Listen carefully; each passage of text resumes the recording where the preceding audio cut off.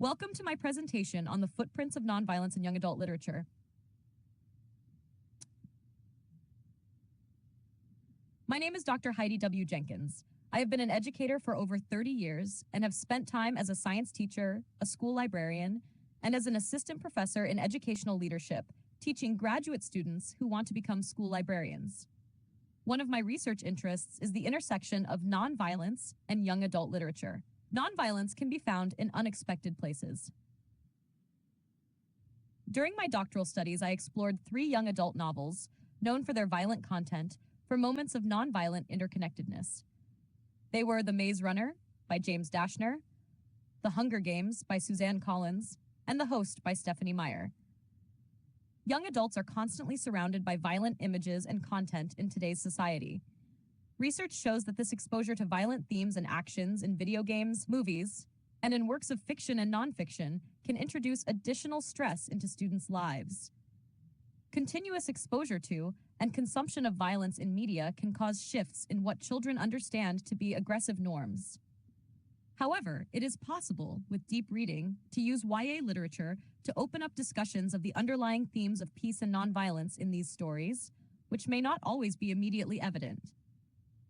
Our focus in this presentation is less geared towards the principles of peace education, namely the dismantling of the culture of war, developing awareness of inequalities and marginalization within society, and finding commonality. Rather, our focus is on the principles of nonviolence and nonviolence education, which includes seeking positive, active energy, engaging a playful spirit, exploring respect for the self, the other, and all living beings, and understanding the interconnectedness and relationality of all life.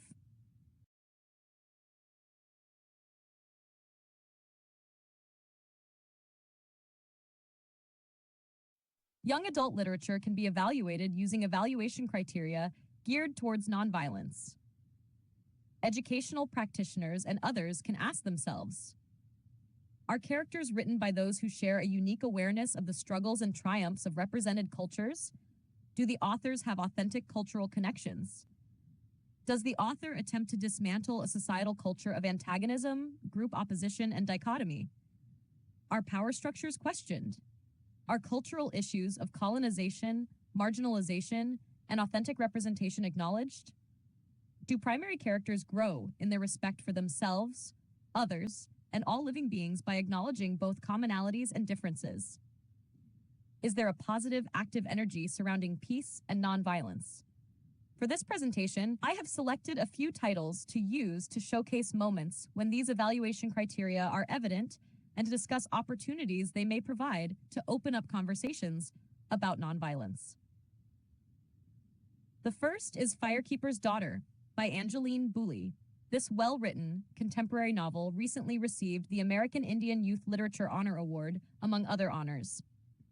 Booley, as an enrolled member of the Sault Ste. Marie tribe of Chippewa Indians, which is an Ojibwe community, is a culturally authentic author who is uniquely qualified to write this story.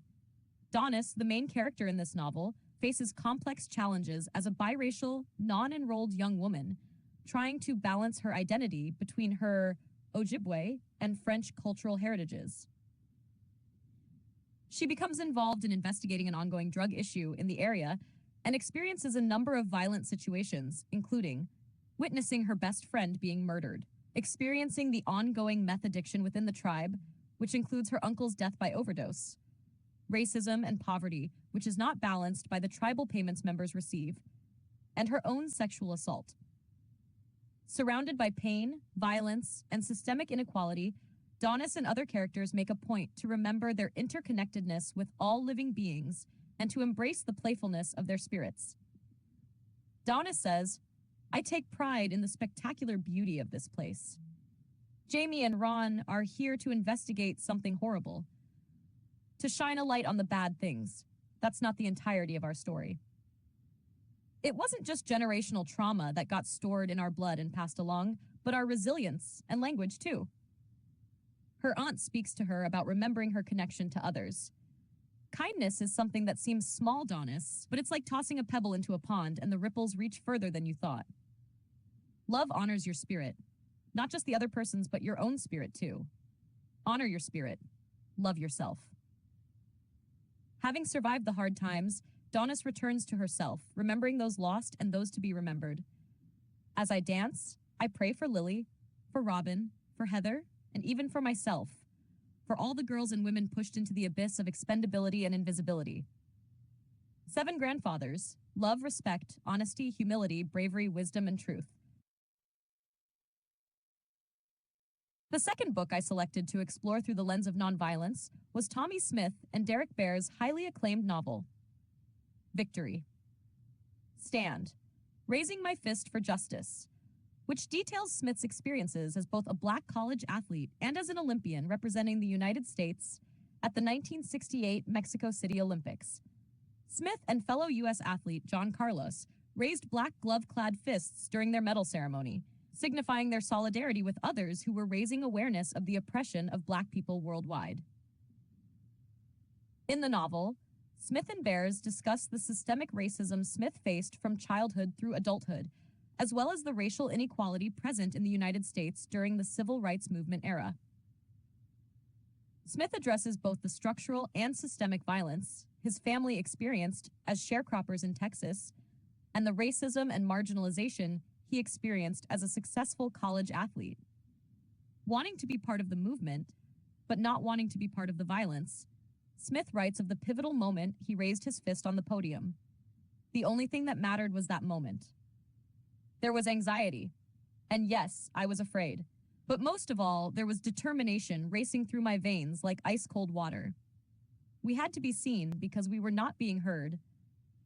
Through a close reading of this novel, the iconic image of Smith and Bears, their fists raised above their metal-clad necks, is understood to be nuanced and nonviolent.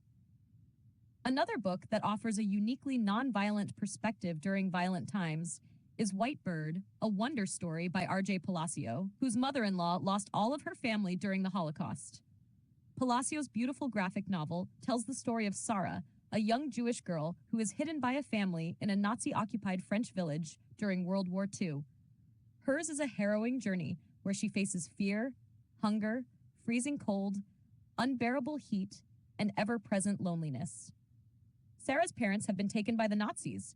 Julian, whose family is hiding Sarah, has been beaten by the Nazis, and they live in constant fear that the neighbors are spying on them for the Nazis.